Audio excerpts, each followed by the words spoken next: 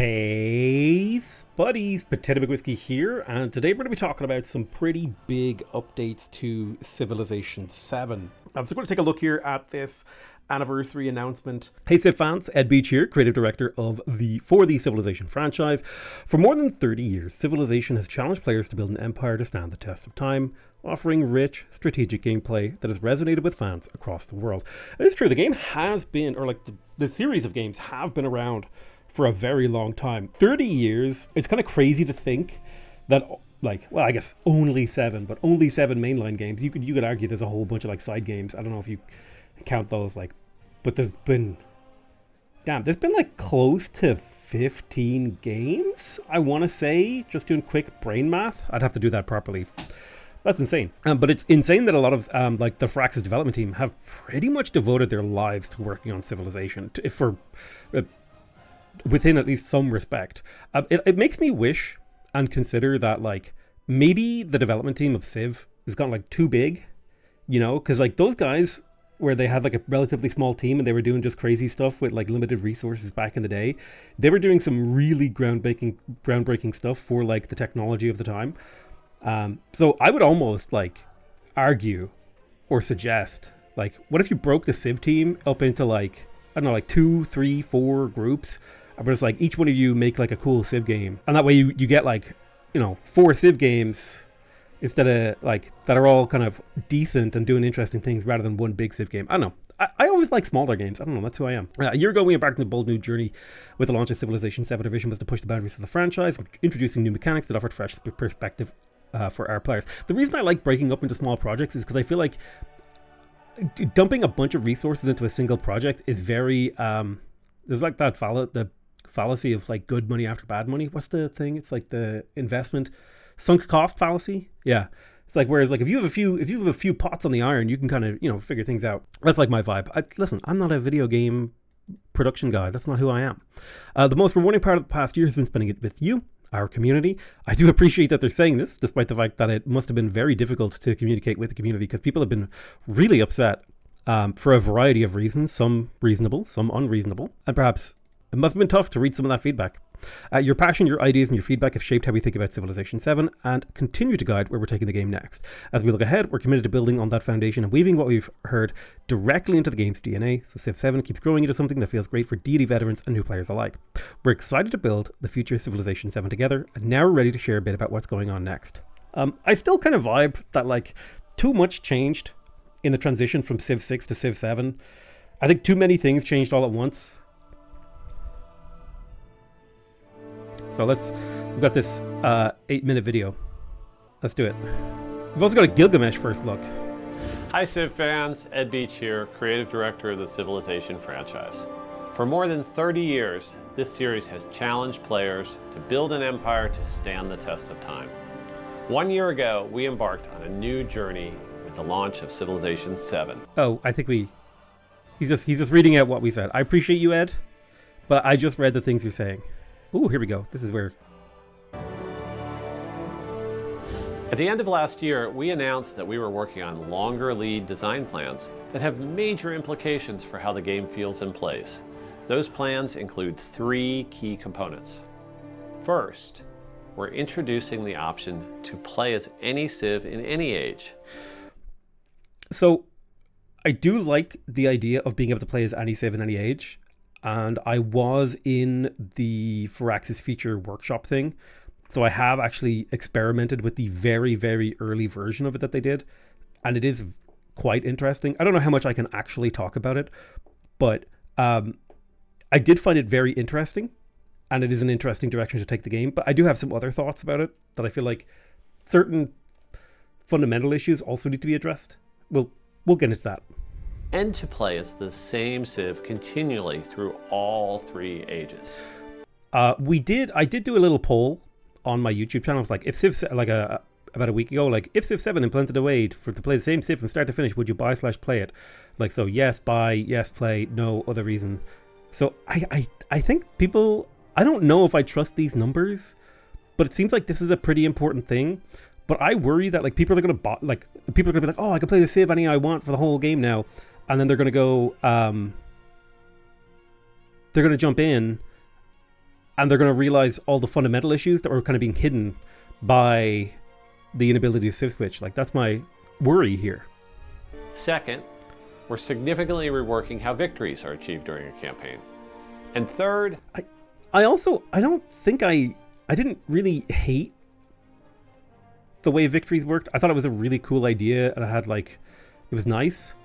But I think victories, I do think victories in general, like, my current thoughts on victories are that playing Civilization has always been, for me, about the journey, not the destination. Getting to the victory screen was just like the point that would just tell me to stop playing. And I go to the victory screen because I'm playing on YouTube and people want like a satisfying end to the story. But when I was playing Civ on my own, like, I would get a perfectly satisfying experience by just playing the game until I no longer wanted to play. And the end of the gameplay was when I was no longer having fun. And I think that's actually a perfectly reasonable point at which to stop playing a game. And I worry that an overfocus on victory design and pushing the player towards victory paths very early on into their Civilization gameplay, like, it will kind of take away from that journey rather than destination, you know? we're completely replacing legacy paths with a new sandbox system called Triumphs. I do think the idea of Triumphs is a more sandboxy victory path is better, because it means that the most interesting victory paths, in my opinion, are the victory paths that have multiple gameplay mechanics that you can engage with to achieve that victory. But so like take Civ 6, right? The least interesting victory types, in my opinion, in Civ 6 are domination and religion, because they're very, very one-dimensional. It's like you capture all the cities, either religiously or militarily, and there's a sort of very simple set of repeatable tasks that you have to do to get to that point. And all of the victories, at least all of like the legacy paths in the original Civ 7 experience, they all felt like the military or religion victory. You have this simple set of tasks that you repeat until you win the game. And I think those are way less interesting than even the diplomatic victory, which has a lot of issues that, the diplomatic victory, it's a thing. It's not the most fun victory, but at least there was a lot of like, there were wonders that interacted with it. There were different civilizations and bonuses and infrastructure and decisions and exclusives and things you could do. But in my opinion, the culture victory was the most interesting because it interacted with so many of the game's systems, right? Building wonders gave you tourism. It interacted with the culture tree, the science tree. It interacted with there was that national park system. There was faith. There was religion. There were so many different ways for you to make decisions that would reinforce your culture victory. That's why I think the culture victory in Civ 6 is really, really, really well designed, both thematically and like from a gameplay point of view, to be really, really interesting. I kind of hope that they can kind of recapture that, because I did not feel the same about the culture victory path in Civilization 7. Really did in Civilization 7. It felt like they'd kind of taken the worst lessons for victory design from Civ 6 and then applied them to every victory in Civ 7. Like that's my vibe on victory, so I'm cool with victories changing, but again, I don't think victories need to be an important part of the gameplay design. I think it should be much more about the journey, not the destination. In terms of design scope, these major feature evolutions are similar to what you typically see in an expansion. We plan to ship these features together in a single, massive, free update. So it looks like they're basically giving a expansion scale update to players for free. So, a lot of people, like, even in this thread here, it's like, I'm waiting until the second expansion comes out and then I'll think about it. So you can kind of think of this big anniversary style update that they're working on that's coming soon. This is kind of like their first expansion, and I think they're doing it for free as a show of good faith to the community. If I had to guess and interpret what the developers are thinking here, I think there was a lot of backlash for the amount that they were charging for content and how much content was like both the price and quantity of content. And so they're like, okay, we see people, we need to respond to this feedback. We need to give them like a big, juicy, free update to show them that we are worth value for money. And so I really appreciate that. I don't know. Here's the thing. In theory, I don't have to buy the games. I can get them for free, like if I wanted to. And also, like, even if I were to buy the games, it would be a business expense. So I don't know if I'm like the right person to make a judgment decision on the price of the game, because I'm in a financial position, Each layer of history, both in terms of like the amount of money that I have, but also the incentive I have for buying this game, to where like this doesn't bother me. I mean, it looks kind of expensive, but I make purchasing decisions like, oh, okay, is this content for my YouTube channel? Am I going to get money back on this? Yada yada blah blah blah. So I do think that it's hard for me to comment on that because I don't have much personal experience. But it is something that I've heard a lot of people talk about, is like the game is expensive for what they feel they're getting. Actually, out of curiosity, we're at 50. Like, it's a divisive game, but I've seen worse review scores. I think we have things we can talk about anyway. That we're calling Test of Time, and we're aiming for this to go live this spring. So they wanted to go live in spring. So it's like Q1. They're aiming. Now that's aiming. And here's the thing with video game development. This aim is probably already baked in with a lot of like, okay, this is what we want to do, but it's not going to quite get there in time. So we do need to be careful about like setting expectations. So I would not be surprised if we saw this in early Q2. So don't listen, guys. If you are a seasoned video game enthusiast, as you should be, or rather, if you are that, you should be adjusting the timeline mentally and like adding a quarter, because things just always take longer than you think. So set your expectations lower than you should. Test of Time update with you today. Please keep in mind that the update's exact release timing, the details of its features, are all subject to change as we continue to receive and iterate on community playtest feedback. So I'll talk a little bit about my experiences with the Firaxis Feature Workshop as they get into it. With Civ 7, our goal was to deliver a more dynamic empire building experience, where your civilization evolves and reinvents itself over time. I 100% believe that they delivered on that, and I think they should have committed even further into that goal. But I can understand this shift because they've gotten a ton of feedback saying that they want to play the same Civ throughout the ages. But I think what's just going to happen is once you implement the one, you can play the one Civ throughout the entire ages, the next big thing is going to be the ages themselves. And I really do feel like the developers, yes, a lot of people didn't like it, but I think you were going in a really interesting direction. And I worry you're letting feedback steer you away from being brave. But the problem is, like, being brave didn't result in I don't know about the financial performance, but it didn't result in amazing critical performance. Anyway. That goal is still true. But we also know that for many, a defining part of the Civ fantasy is to lead a single Civ from start to finish. So with the Test of Time update, we're making that possible. This will not be a new game mode, but instead an optional new layer for your strategy. I like that Ed talks about layers. The entire game of Civilization 6 and 7,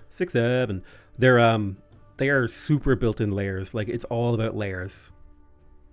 When creating a game, you can now choose to play as any Civ in any age, giving you a ton more options for how to set up your strategy. And once your campaign begins, you now have a new option during the age transition process. You can still select a new Civ during an age transition as you do today, or you can choose to stay with your current Civ and continue your campaign. So there was a couple of things that I really liked about the staying with your Civ thing. One thing I always felt sad about, like for when I was playing Rome, is that when you advanced to the exploration era, you couldn't build your unique Roman infrastructure anymore, and I really liked that.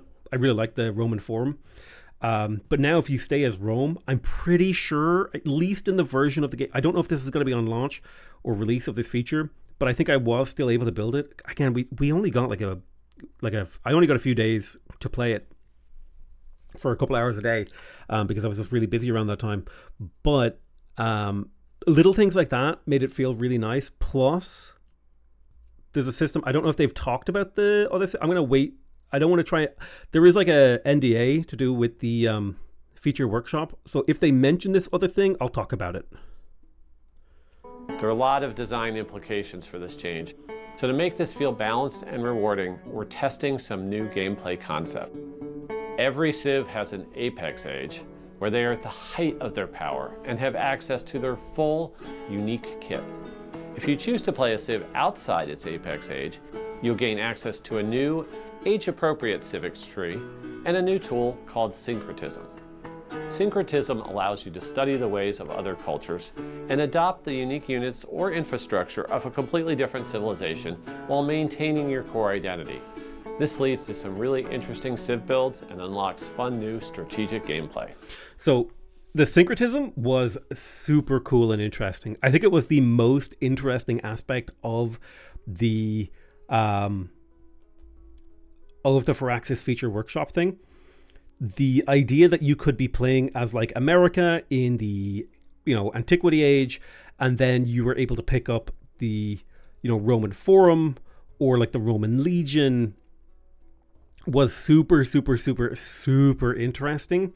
And I really liked being able to pick up, I don't think picking up unique units was particularly powerful, but picking up unique infrastructure like the Roman Forum, because that allowed me to shore up weaknesses, right? Because I was playing as like Benjamin Franklin, I think it was, as America, and he naturally has really strong science and kind of production focus, but I was able to pick up these Roman buildings that gave me culture and happiness, which allowed me to sort of shore up the weaknesses of my civilization, which was a really, really fun experience.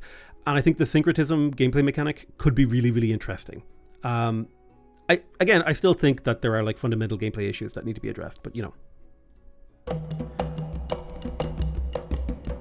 The Civ community has spoken. Victories in their current state feel too procedural and disconnected from the core Civ fantasy.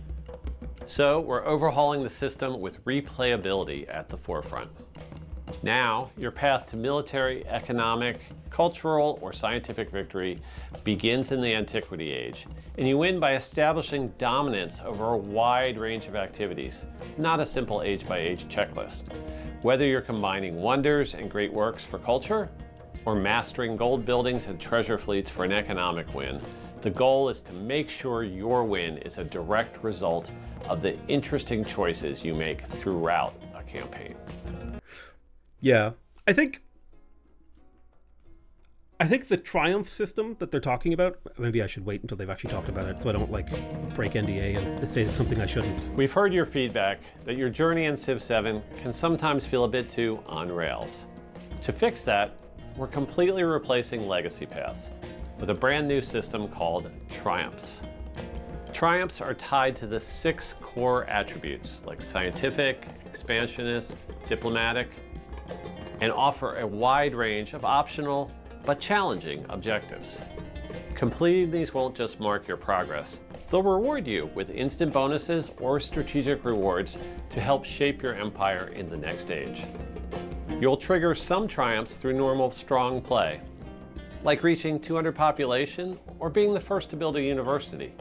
While to achieve others, you'll have to veer onto a less traveled path, such as being at war with every other player or aggressively claiming most of the natural wonders. It's all about giving you the tools to pivot your strategy whenever you see an opportunity. This is a massive shift in how the game feels, and we've included a lot more context and deep dive logic in the full anniversary article going live with this video. I really encourage you to head over there to see more details around the vision for all these features. About the triumph system, I think, I know Paisley Trees didn't love the, I think she didn't love the changes to the triumph and legacy paths, but I like the triumphs because I like the triumphs in a sense because it gives you objectives and goals that maybe that are quite rewarding, like pillage a bunch of trade routes or settle 8 settlements or whatever. But I worry about the triumphs that sort of similar to the legacy paths the rewards are going to be so powerful that certain actions kind of become mandatory. Sort of like, now, I loved the inspirations and the Eureka mechanic from Civilization 6. I really, really like that. And the Triumphs feel a little bit like that. And I like that. That's really cool. But I worry that some of the sort of actions that are encouraged by the Triumph system become mandatory, which will contribute in its own way to making each game feel kind of samey. There's not... Now, obviously, like, balance is one thing and so on and so forth, but I don't know if it's an improvement over the previous victory conditions in previous Civ games, because I feel like, and this is just me, I feel like in previous Civ games, you were just building a cool empire because it felt good to build a cool empire, and then around about like the end of the game, you tried to figure out how to win. And if you were a good player and you played a bunch, you would figure out things you could do earlier into the game to win sooner to get a more optimal path. And that was like how the discovery process of like learning how to win the game happens. But now the sort of win condition is like in your face. I don't know. With the legacy path system and now the Triumph system. So I don't know how I feel about that. Like, should I really be thinking about a science victory in the Antiquity Age when I have never done a science victory before? I should just be building a cool civilization because the process of building a cool civilization is fun. And I think that's where Civilization 7 has its biggest problems.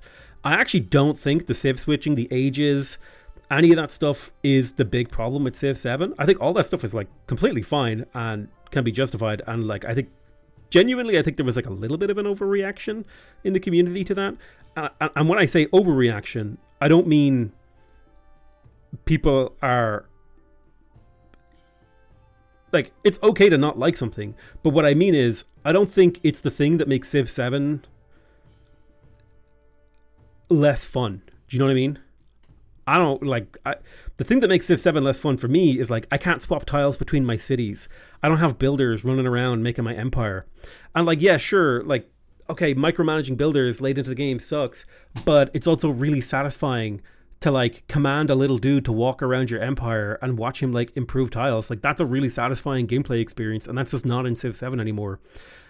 They streamlined away the process, and the way that I think about it now is it's like they did the AI art version of tile improvements in Civ 7, right? Like, you type a prompt in and out comes the outcome you wanted, right? Rather than like, oh, I click my worker, I move him here, I choose the tile improvement. Oh, but what if I improve this tile improvement first and then that one? And it's like, no, you just you click the button and the game does it for you. And it's like you took away that satisfying experience of like assigning your workers and doing the tiles and actually constructing an empire. And that, I think, makes me a little bit sad. The worker minigame is an important minigame in the Civilization franchise. And like, I'm gonna be honest with you, I'm okay with it not being in Civ 7, but if there's like another Civ game, if we get like Civ Beyond Earth 2, or if we get like Civ, Rome, or Civilization 8 or whatever, and there's not builders in it, I'm just gonna be like, listen guys, what are we doing here? You know what I mean? Anyway, that's my opinion. I just think we're missing like small little fun, like you can't settle on resources, you can't build on resources. Like, what's wrong? What's so special about horses that I can't build a university on the pasture? You know what I mean? And I just feel like a lot of the systems and designs decisions that were made in Civilization 7 that were like made from a place of like good faith and trying to make the game better, they ended up putting me into what I feel like is a constrained gameplay prison that isn't fun to play around in, because I feel very constrained. And like, there's things I want to put things like, oh, here's like the perfect tile for this thing, but there's a sheep there, and so I can't put it there,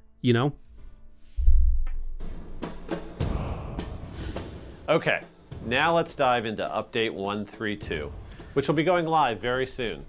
As always, these are just the highlights. You can find the full details in the patch notes when the update does go live. First, we're rolling out nested tooltips across... Oh, baby. So, nested tooltips, chef's kiss. This is huge, big.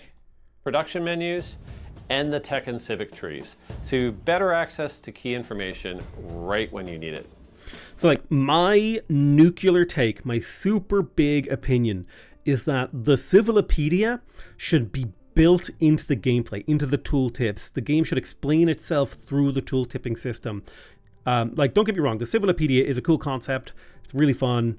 I do think the Civilopedia in Civ 7 is the worst Civilopedia we've had because it doesn't have like hyperlinking between different things. You can't click it to get, you can't, it's very unnavigable. Like, it's basically the only way to navigate the Civ 7 Civilopedia is like through searches, so you have to know what you're looking for. You can't like explore, whereas like I remember spending tons of time in like Civ 4 and Civ 5 just like clicking around trying to figure out information and stuff, and I feel like the Civ 7 Civilopedia is just so unusable in comparison that it's like not fun to do that. This is just the beginning, so expect more updates that expand nested tooltips to additional areas of the game. Nested tooltips, really cool, really like it. I would love to see, like, the thing that I really want to see out of nested tooltips is like when I go into a tooltip and like, let's say I hover over the production cost of a building, I want to see the base cost. I want to see what's increasing the cost of the building. Like, oh, this building, it's costing you 100 production, but it's actually 30% more expensive because you have 3 cities, right? Or whatever. But you do have a 20% production modifier towards this. And like, I want that breakdown when I go, like, the thing about nested tooltips is it's about data and exploration and being able to dig into what something is doing, right? I can hover over a granary and I look at that granary and I see, oh, I'm getting +1 food from the granary and I have 7 tiles being boosted by the granary. So I can be like, okay, there's 8 food coming from this granary, right? And I can see the source of all those things. And that's what tooltips, the nested tooltips are really all about. As part of our continuing balance adjustments, we're delivering reworks and buffs for several civilizations, including the French, the Mughal, and Dai Viet empires. We're also deploying a set of targeted system updates. First, AI diplomacy biases have been adjusted to better align AI behavior with each leader's intended personality. Second, coastal raids have been reworked to function more like naval pillaging, bringing them in line with the new systems we've introduced over the last few updates. And third, we're introducing a new appeal lens. This lets you instantly see how appealing any tile is, so you know exactly where to build to net the most happiness for your empire. I like the appeal lens. I love that they're introducing things like this, being able to see, like, revealing information to the player is a great way for them to be able to learn about the game. I don't know if this is the best way to present this data, but it's a good start. That, like, thinking really deeply about how we present this data is important. The other thing I was thinking here is I really appreciate the updates to leaders and stuff. That's really good. The most appealing tiles of all, ones shown in the lens as breathtaking tiles, are where your happiness bonus will now be strongest. And awesome. Because I'm going to be honest with you, I didn't even really know there was an appeal gameplay mechanic in Civilization 7 for the longest time. Because it's our anniversary, we have a special surprise. We're welcoming back the legendary demigod of Uruk, Gilgamesh, to the leader roster. Gilgamesh is free for all players as a thank you for your support this year, along with an anniversary profile badge and title. So Gilgamesh, really, really cool. I don't remember what his abilities are. I think it's a super, super cool that they're giving that for free. I'm glad that they're bringing back Gilgamesh. I'm going to be real with you. Civ 6 Gilgamesh is my ride or die. Civ 7 Gilgamesh, cool character design. I really, really just much prefer the character designs in Civilization 6. The art direction of Civ 7 doesn't spark joy in me personally. I really, really like the character designs in Civ 6. Civ 6 was like a perfect game for me from a graphical point of view, and I just feel like Civ 7 was a step in a direction that I didn't want. In particular, in the character designs, I find the character designs in Civilization 7 off-putting in like an uncanny valley kind of way. There's been a couple of cool characters, like some of the characters, like don't get me wrong, on a technical level the art is really well done and really well executed, but I just don't like looking at them. To help you get started with them, you can find the full Gilgamesh game guide on civilization.com right now. We have plenty more planned for the next 2 weeks. A Discord giveaway you won't want to miss. So, a mystery plushie reveal with our friends at Makeship. And Civilization 7 hitting Apple Arcade on February 5th. That's really cool. Plus, look out for a special behind-the-scenes video on February 11th from our audio team on the making of the full Civ 7 soundtrack. On behalf of everyone at Firaxis, thank you for all of your feedback and hours spent taking one more turn this first year. Thank you so much, guys. I think the developers have done like a decent job. Trying to bring, trying to listen to the community feedback. One of the problems though is, like we talked about this before, is like, the local maximum is like, maybe they're like down here and they're iterating towards here, but the problem is they need to realize that they need to actually get over here so they can go up there. You know what I mean? There's like some fundamental issue that they're not addressing with the game. That's my take anyway. Gameplay improvements. So I love the nested tooltips. It's really, really appreciated. Huge reworks for Civilizations, targeted system updates, the 1.3.2 patch. I will say, after playing the Firaxis Feature Workshop, it's kind of hard to go back to the regular Civ 7 game. I mean, I have it open here in the background. So I think my opinion remains that they changed the identity of what makes Civilization 7 a Civ game too much. And there's also just like too much going on. With like civilization abilities and leaders, and the game has become like complex in a way that is hard for people to wrap their heads around.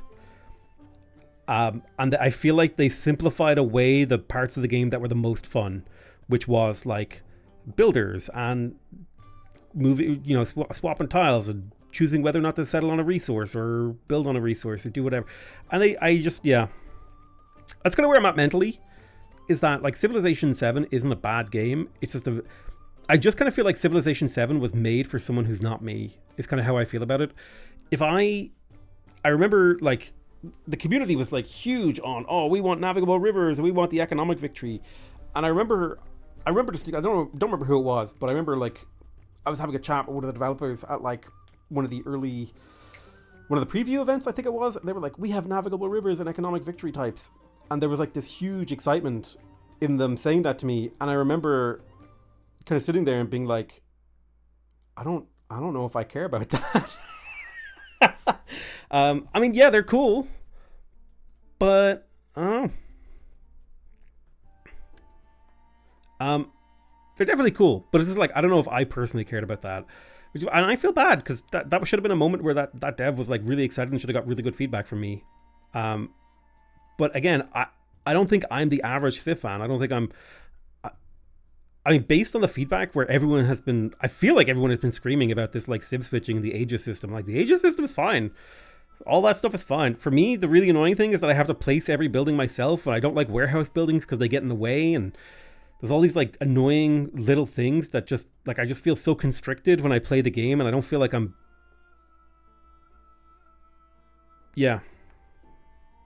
I feel so constrained when I play Civ 7. Whereas when I played like Civ 5, Civ 4, Civ 6, Beyond Earth, I felt like I was painting on a broad, wide open canvas. But I feel like Civ 7 has just like, there's so many things you're not allowed to do in Civ 7 in regards to like how you build and place your infrastructure, that it forces you to do things in a very particular way, which just isn't very fun. I think the simplest way that I can describe it is Civilization 7 from like a free-form freedom point of view. I just feel like I'm in a gameplay prison, I'm excited to try out the patch though. I don't know if we'll do a YouTube series. I have like a video on Menace going out soon. Might be tomorrow for when this video is here. I think Menace is, I think it's the 4th. And I think Menace's early access starts tomorrow. By the way, Menace is awesome. Dude, Speaking of XCOM games, I'm really sad that Marvel Midnight Suns didn't do better, because that's actually such a good game. I went back and I started playing it again. That game is fucking awesome. I should do a video on it explaining why people should play it. Do like one of those cult classic video essays on one of the best superhero tactical RPG strategy games ever made. Marvel Midnight Suns. At this point, I'm just waffling.